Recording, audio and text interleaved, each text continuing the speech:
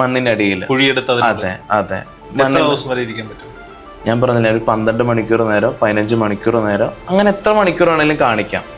നിങ്ങൾക്ക് വേണമെങ്കിൽ ഒരു ക്യാമറ വെച്ചിട്ട് എന്താന്ന് വെച്ചാൽ അത് ചെയ്യാവുന്ന കാര്യമുള്ളൂ. എയർ സർക്കുലേഷൻ ഇല്ലാത്ത കുഴിക്കുള്ളിൽ അതെ സമാധിയായിരിക്കാൻ പറ്റും. അങ്ങയുടെ സമയവും നമ്മളുടെ സമയവും ഒക്കെ ഒത്തുവരുന്ന ഒരു ദിവസം തീർച്ചയായിട്ടും നമ്മളത് പ്രേക്ഷകർക്ക് വേണ്ടിയിട്ടല്ല, ഇതിനെ സപ്പോർട്ട് ചെയ്യുന്നവർക്ക് വേണ്ടി. തീർച്ചയായിട്ടും അത് നമുക്ക് ചെയ്യാൻ പറ്റുന്നതാണ്. പക്ഷെ നമ്മൾ കുറച്ച് തയ്യാറെടുപ്പുണ്ടെങ്കിൽ നമുക്ക് പ്രാണനെ വിടാൻ പറ്റും. അങ്ങ് പ്രാണനെ വിടണമെന്ന് ഞാൻ പറയില്ല. ഞാൻ പറയില്ല, ഈ മൂക്ക് അടച്ചു വെച്ച പോലെ നമ്മൾ ജീവിക്കും, അത് ഉറപ്പാണ്. അവിടെ നമ്മൾ എവിടെ ജീവിക്കുന്നതാണ് ചോദ്യം.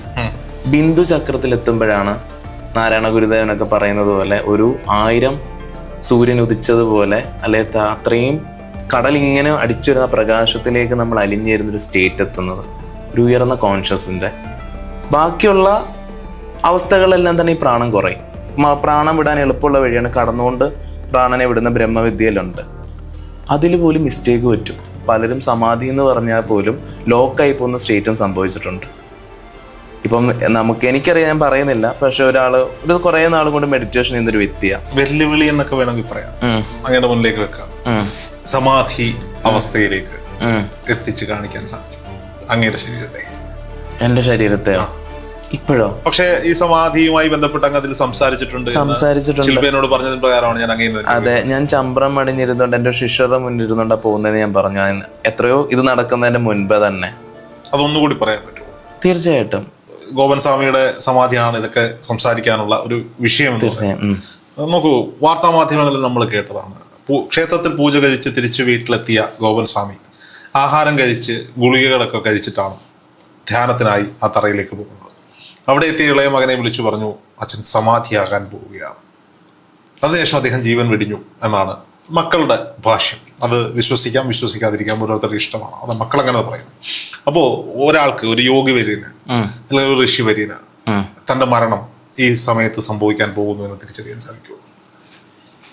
ഇപ്പം ഞാൻ പറഞ്ഞല്ലോ, പ്രാണനെ ഒരു വ്യക്തി, എൻ്റെ കാഴ്ചപ്പാടിൽ ഭക്ഷണം കഴിച്ചിട്ടൊരു 2 മണിക്കൂറാണെങ്കിൽ അയാൾക്ക് വേണ്ടത്ര ഊർജം സ്വീകരിക്കാൻ പറ്റുമെന്നുണ്ടെങ്കിൽ പ്രാണന്റെ വിദ്യ പുറത്തെടുക്കുന്നത് പഠിച്ചിട്ടുണ്ടെങ്കിൽ തീർച്ചയായിട്ടും സാധിക്കുന്ന കാര്യമാണ്.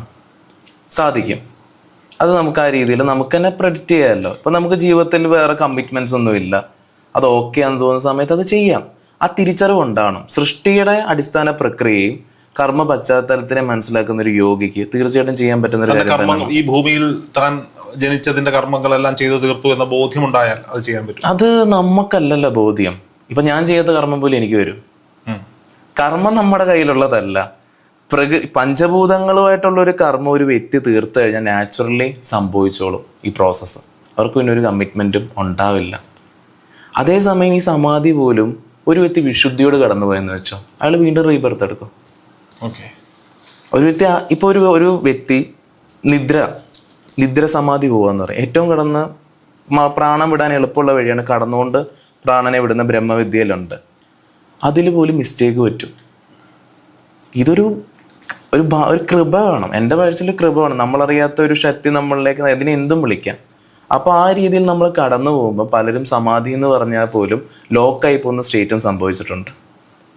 ഇപ്പം എനിക്കറിയാൻ ഞാൻ പറയുന്നില്ല, പക്ഷെ ഒരു കുറേ നാൾ കൊണ്ട് മെഡിറ്റേഷൻ ചെയ്യുന്നൊരു വ്യക്തിയാണ്.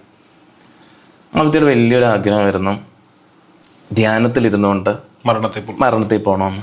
ഇതുപോലെ തന്നെ ഇങ്ങനെയൊക്കെ അവരുടെ ഭാര്യയോട് പറഞ്ഞു മെഡിറ്റേഷൻ ചെയ്യാമെന്നൊക്കെ പറഞ്ഞ് ഇരുന്നു. കുറച്ച് കഴിഞ്ഞപ്പോൾ പോയി. അവരെന്നോട് ഈ സ്റ്റോറി പറയുന്നത്. അപ്പം ഞാനത് കേട്ടപ്പോൾ ഒന്നും മിണ്ടിയില്ല. ഒരു മെഡിറ്റേറ്ററിന് എനിക്ക് തോന്നുന്നില്ല അത് സാധിക്കുമെന്നുള്ളത്. ഒരു മെഡിറ്റേറ്ററിന് അത് സാധിക്കുമെന്ന് എനിക്ക് തോന്നുന്നില്ല. പിന്നെ ഞാൻ പറയട്ടെ, നമുക്ക് കുറച്ച് സ്പിരിച്വലി മിസ്റ്റിസമായിട്ടുള്ള പവർ കിട്ടി. എപ്പോഴും അഷ്ടസിദ്ധികളുണ്ട്. ഒരു വ്യക്തി സഹജ സമാധിയിൽ എത്തിക്കഴിഞ്ഞാൽ നമുക്ക് കുറേ കാര്യങ്ങൾ, മനുഷ്യൻ്റെ ലോജിക്കലില്ലാത്ത കുറേ കാര്യങ്ങൾ നമുക്ക് മറ്റുള്ളവർക്ക് എത്തിക്കാൻ പറ്റും. അങ്ങനെ സിദ്ധി എന്തായാലും കൈവരിക്കാത്ത ഒരു വ്യക്തി പോകത്തില്ല. ഇത് ഏറ്റവും ഉയർന്ന സിദ്ധിയാണ്, നിർവികൽപ്പ സമാധി എന്ന് പറയുന്ന ഒരു അവസ്ഥയിൽ എത്താൻ പറ്റുന്നത്. മനസ്സിൽ താൻ മരണപ്പെടും എന്നുള്ളൊരു തോന്നൽ, ഈ മനസ്സിലുണ്ടാകുന്ന ചില ചിന്തകൾ നമ്മുടെ പ്രവൃത്തിയെ ബാധിക്കാറുണ്ടല്ലോ.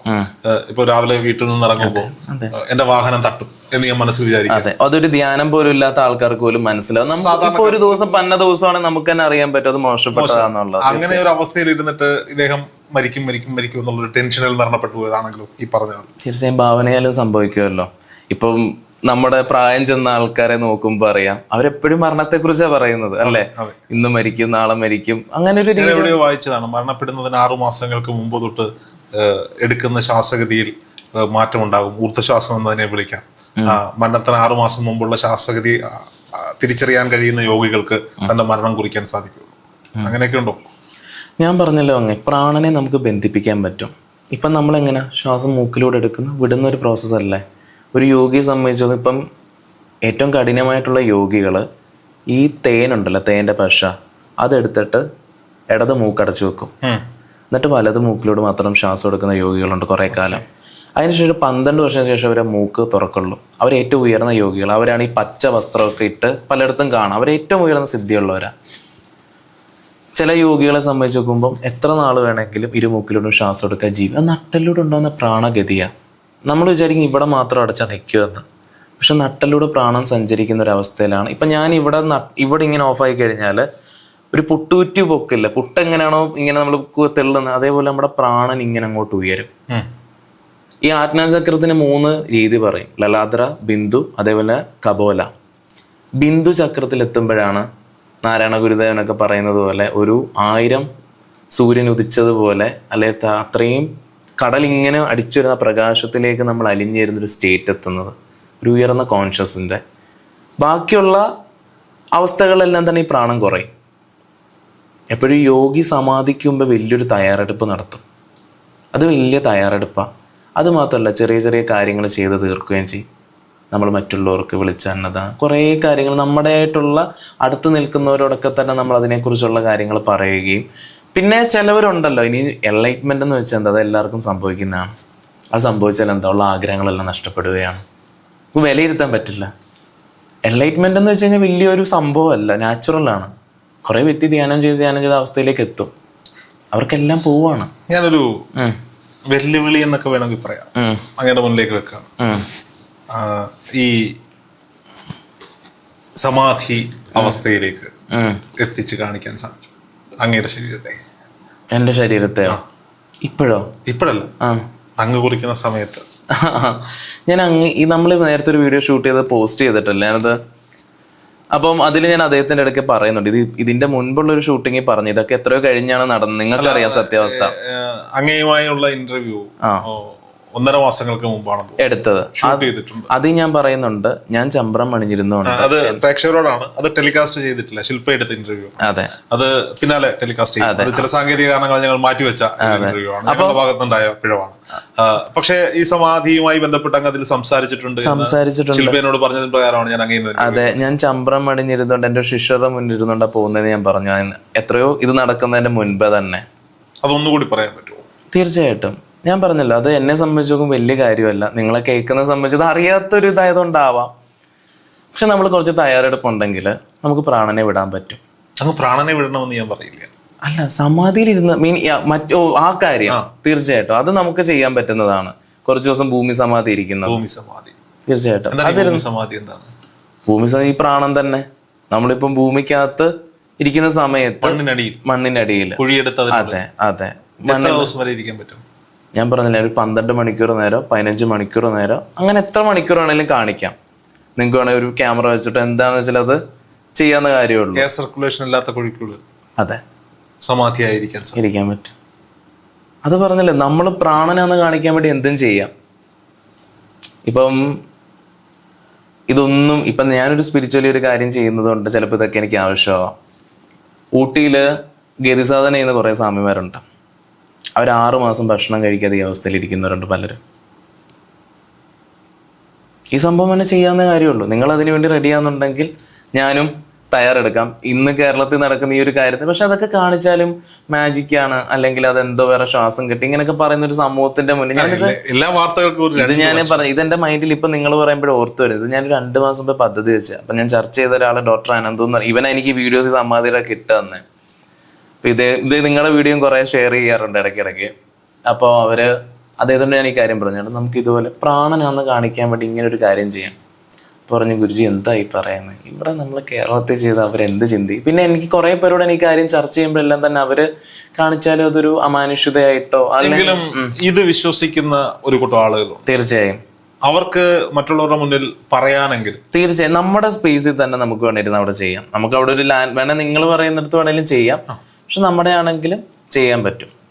എപ്പോഴും നമ്മളെ സംബന്ധിച്ച് നോക്കുമ്പോൾ നമുക്കൊരു കോൺസെൻട്രേഷൻ ചെയ്ത സ്പേസ് ആയിരിക്കണം നിർബന്ധമുണ്ട്. അപ്പോൾ അങ്ങയുടെ സമയവും നമ്മളുടെ സമയവും ഒക്കെ ഒത്തുവരുന്ന ഒരു ദിവസം തീർച്ചയായിട്ടും നമ്മളത് പ്രേക്ഷകർക്ക് വേണ്ടിയിട്ടല്ല, ഇതിനെ സപ്പോർട്ട് ചെയ്യുന്നവർക്ക് വേണ്ടി തീർച്ചയായിട്ടും കാണിക്കാം. സമാധി എന്താ ജീവൻ പ്രാണം വെടിയാതെ തന്നെ കാണിക്കാം ഇതൊരു പ്രാണനാണെന്നുള്ളത്. ഇന്നലെ കഴിഞ്ഞ ദിവസം ഞാൻ ഈ സമാധി ഗോപൻ സ്വാമിയുടെ മഹാസമാധി നടക്കുന്ന ദിവസം ഞാൻ പബ്ലിഷ് ചെയ്തൊരു വീഡിയോയിൽ തസ്മൈ ഗുരുജി എന്ന് പറയുന്ന ആചാര്യനും ഇത് തന്നെയാണ് എന്നോട് പറഞ്ഞത്. സർക്കാർ സംവിധാനങ്ങൾക്ക് എന്തെങ്കിലും സംശയമുണ്ടെങ്കിൽ അവർക്ക് മുന്നിൽ ഞാൻ സമാധിയായി കാണിച്ചു കൊടുക്കാം. അദ്ദേഹം 7 ദിവസം സമാധി ഇരുന്നതിൻ്റെ ദൃശ്യങ്ങളൊക്കെ എനിക്ക് അയച്ചു തന്നിട്ടുണ്ട്. അത് അദ്ദേഹം ബാംഗ്ലൂരാണ്, അവിടെ ഇരുന്ന് ചെയ്തതാണ്. അപ്പോൾ ഇതാ അടുത്ത ആചാര്യനും എന്നോട് പറയുന്നു, അടുത്ത ഗുരുവും പറയുന്നു ഇത് ചെയ്യാൻ സാധിക്കും. തീർച്ചയായിട്ടും ഒരു പ്രാണനാന്ന് കാണിക്കാൻ നമുക്ക് പറ്റുന്ന കാര്യമാണ്. ഞാൻ പറഞ്ഞില്ല, ഈ മൂക്ക് അടച്ചു വെച്ച പോലെ നമ്മൾ ജീവിക്കും, അത് ഉറപ്പാണ്. അവിടെ നമ്മൾ എവിടെ ജീവിക്കുന്നതെന്നാണ് ചോദ്യം. ഞാനെന്ന് പറയുന്നല്ലേ രമണ മഹർഷി തൊട്ടും പല ഋഷിമാരും പറഞ്ഞിട്ടുള്ള കാര്യമാണ്. ഞാൻ എന്നുള്ള ഒന്നുണ്ട്, അത് ഏറ്റവും ഉയർന്നൊരവസ്ഥയാണ്. അതിലേക്ക് നമ്മൾ പോകുന്നു. ഈ ശിഷ്യഗണങ്ങളൊക്കെ ഈ ഒരു സംഭവം ഉണ്ടായപ്പോ, ഈ സമാധി വിഷയം ഉണ്ടായപ്പോ, അങ്ങ് ഇതിനു മുമ്പ് തന്നെ നമ്മളുടെ ക്യാമറയ്ക്ക് മുന്നിൽ സമാധിയെ കുറിച്ച് സംസാരിച്ച ആളാണ്. ഇപ്പോഴാണ് ഇത് ട്രെൻഡിങ് ആവുന്നത്. അപ്പോ ശിഷ്യഗണങ്ങളൊക്കെ വിളിച്ചിരുന്നോ ഗുരുജി ഇങ്ങനൊരു പ്രശ്നം നടക്കുന്നുണ്ട്? ഒത്തിരി പേര് വിളിച്ചു. എന്താണ് ഈ സംഭവം?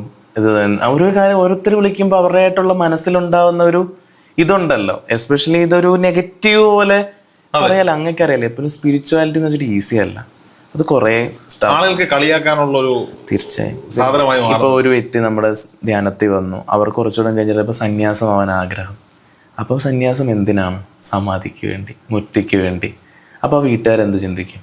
കളിയാക്കുന്ന അങ്ങനെയാണ്.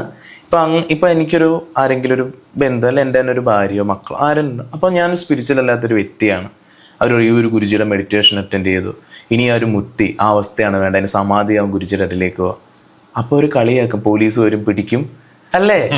അതുകൊണ്ട് എനിക്കൊരു വിഷമം തോന്നി. എന്ന് വെച്ചാൽ ഞാൻ കാണുന്നതാണ് നമ്മുടെ ഇപ്പൊ സ്പിരിച്വാലിറ്റി വന്നിട്ട് ഇന്ന് പോലും ഒരു വട്ടം ടേസ്റ്റ് കിട്ടിക്കഴിഞ്ഞാൽ പിന്നെ ഇങ്ങോട്ട് വരുന്ന കുറെ ആൾക്കാരുണ്ട്. അവരൊക്കെ വീട്ടിൽ പലരും സമ്മതിക്കത്തില്ല ഇങ്ങനെ വരാൻ. അമ്പലത്തിൽ പോകാൻ വിടും, പക്ഷെ ഒരു ഗുരുവിന്റെ അരികെ വന്ന് ദീക്ഷയോ കാര്യങ്ങളെന്നൊക്കെ പറഞ്ഞ് വിടാൻ പലരെയും പേടിയാ. അപ്പൊ അങ്ങനെ ഒരു സ്റ്റേറ്റിൽ ഇങ്ങനെയും കൂടി വരുമ്പോൾ എനിക്കറിയാവുന്ന ആളെയും വെച്ചാൽ ഒരു സ്പിരിച്വാലിറ്റി ഈസി അല്ല, അത് വളരെ പാടാണ്. ഗുരുവര്യന്മാരുടെ ഭൗതിക ശരീരം സമാധിയിൽ സൂക്ഷിക്കുന്നു എന്ന് നമ്മൾ കേട്ടിട്ടുണ്ട്. പല വലിയ ആചാര്യന്മാരുടെയും സമാധിയിടങ്ങളെ പറ്റി നമ്മൾ കേട്ടിട്ടുണ്ട്. അപ്പോ എന്തിനു വേണ്ടിയിട്ടാണ് ഈ ഭൗതിക ശരീരം ഇത്തരത്തിലൊരു കർമ്മത്തിൽ സമാധിയിൽ സൂക്ഷിക്കുന്നത്? ഇപ്പോൾ ഹൈന്ദവാചാരങ്ങൾ പിന്തുടരുന്നവരാണ് നമ്മളെല്ലാവരും. ഹൈന്ദവാചാര പ്രകാരം ഒരാൾ മരിച്ചാൽ അയാളുടെ ഭൗതിക ശരീരം പഞ്ചഭൂതങ്ങൾക്ക് സമർപ്പിക്കുന്നു എന്നാണ് നമ്മൾ വിശ്വസിച്ചിട്ടുള്ളത്.